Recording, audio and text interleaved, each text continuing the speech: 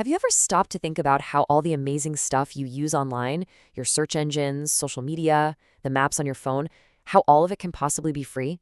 I mean, it kind of feels like magic, right? But it's not. There is a price tag, a huge one, but it's not paid in dollars and cents. Today, we're going to pull back the curtain on the invisible economic system that powers our entire digital world, and you might be pretty shocked to find out what the real fuel is. All right, so here's our game plan. First, we're going to nail down exactly what surveillance capitalism is. Then, we'll look under the hood at the engine that actually makes it run. We'll see how it's gone from just predicting what we'll do to actively controlling it. We'll also touch on how the COVID-19 pandemic threw this whole system into overdrive. And, of course, we'll ask the big question, can we escape it? And we'll wrap up by looking at this whole thing through a really powerful and frankly unsettling new lens. So let's dive right in. What exactly is this system? This invisible engine that's humming away in the background every single time we go online? You know, at the core of all this is a deal. It's a deal we've all made, whether we consciously know it or not. We get these incredible services for free, and in return, we let these companies collect our data. It's been called the Great Bargain. But what if it's not a bargain at all? What if what we're giving away is infinitely more valuable than what we're getting in return?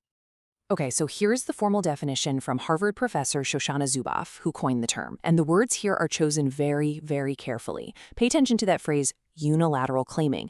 This isn't a trade, it's a seizure. It's saying that our private lives, our conversations, our feelings, they're being treated like a natural resource, like they're just oil in the ground or timber in a forest, free for the taking, ready to be extracted for somebody else's profit.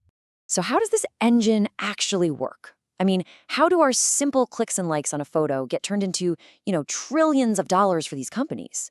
Well, the process is surprisingly simple, but it's also completely revolutionary. Think about good old-fashioned industrial capitalism. It was a straight line, right? You take a raw material like iron, you build a product like a car, and you sell it to a customer. Simple. But surveillance capitalism isn't a line, it's a loop. And we are not just the customers at the very end of that line. We are the beginning. We are the iron ore. We're the oil field where the value is extracted. Our data is processed to create predictions that are then used to target us. And our reaction to being targeted, well, that just creates even more data, feeding the loop all over again. And the real key, the secret sauce to this whole operation, is something called behavioral surplus. So when you type a search into Google, they obviously need that search term to give you results. That's the deal. But what they figured out early on is they could also capture everything else. How you phrase your question, your spelling mistakes, how long you hover your mouse over one link versus another, where you click next. All this extra stuff is the surplus. It's like the data exhaust from everything you do online. And that exhaust turned out to be pure gold. Now, this surplus doesn't just sit on a server somewhere. No way.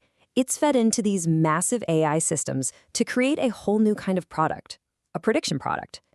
These products are then sold to other companies on what you can think of as stock markets for human behavior. They're literally called behavioral futures markets, where companies place bets on what you are going to do, what you're going to feel, or what you're going to buy next. But here's where the whole story takes a really critical and, frankly, kind of a disturbing turn. It didn't take these companies very long to figure out that the absolute best way to predict the future is to make it happen yourself. The goal shifted from just watching us to actively shaping what we do. Remember Pokemon Go? It was the perfect real-world laboratory for this. Here's how it worked.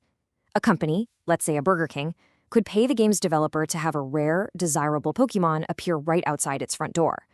So a player, we'll call him Mr. Smith, gets an alert and is nudged, not forced, but gently guided to that exact physical spot.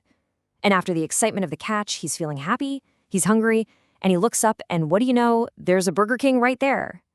The prediction that he might buy a burger came true because the system made it come true. This is what the data scientists actually call actuating. It's not passive monitoring anymore. It's an active process of tuning, herding, and conditioning our behavior.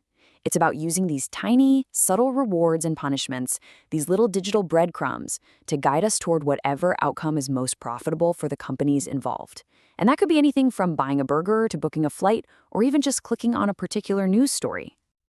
And the stakes here, they couldn't be higher. As Zuboff warns, what's being taken from us is our right to the future tense. I mean, think about that phrase. It's the ability to imagine a future that we create for ourselves. If our choices are constantly being engineered by these invisible systems, what happens to the very idea of free will, of human agency? Now, this system was already growing at an incredible speed, but then a global crisis hit. The COVID-19 pandemic created the absolute perfect storm to fast-forward these surveillance processes, not by years, but by decades. Almost overnight, in the name of public health, we saw this massive, global rollout of surveillance tech that would have been unthinkable just months before. Contact tracing apps started monitoring our physical proximity to other people. Some countries even used mandatory quarantine selfies to enforce lockdowns. In the US, powerful data mining firms like Palantir were brought in to build vast government health surveillance systems. All of a sudden, our private health data became the key to our freedom of movement.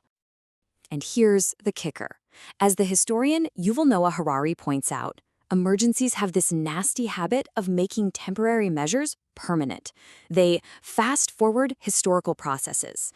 The real danger is something called mission creep, that the surveillance infrastructure we built for a health crisis doesn't just get switched off when the crisis ends. It gets repurposed for something else.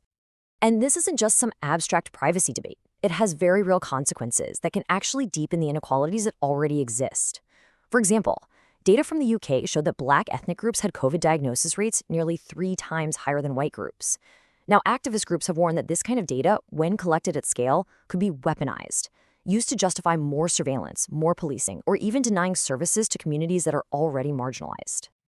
Okay, I know. This all sounds pretty bleak. It can really feel like we're caught in this giant, inescapable trap. But are there ways out?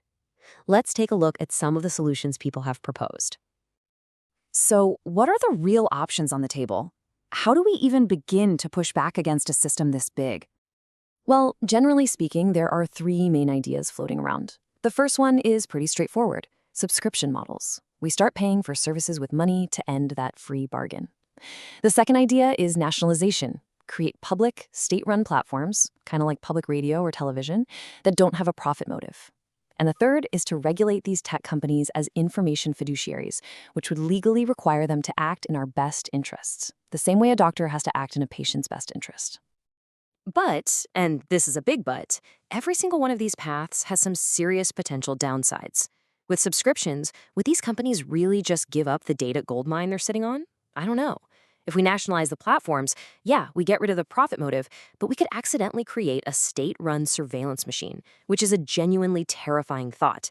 And the fiduciary idea sounds great, but trying to define and enforce that duty of care across the entire globe, that's a huge legal nightmare. So as you can see, there are no easy answers here. To really wrap our heads around the sheer scale of what's happening, some thinkers say we need a much bigger historical picture. We need to look back not just a few decades, but centuries, all the way back to the age of colonialism. This is the theory of data colonialism, and it argues that what we're living through right now is a new chapter of a very old story. Just like historical colonialism looked at new lands and new resources and declared them free for the taking, data colonialism looks at our lives, our friendships, our emotions, our behavior, and sees a new uncolonized territory that's just ripe for extraction. The parallel here is really stark. The incredible wealth of industrial capitalism was built on resources that were taken from colonized lands. The argument here is that the immense wealth of our next economic age is being built on a new kind of raw material, our own quantified lives, taken without our full consent and often without our understanding. And that leaves us with one last, massive, fundamental question. For centuries, colonial powers justified their claim over new frontiers.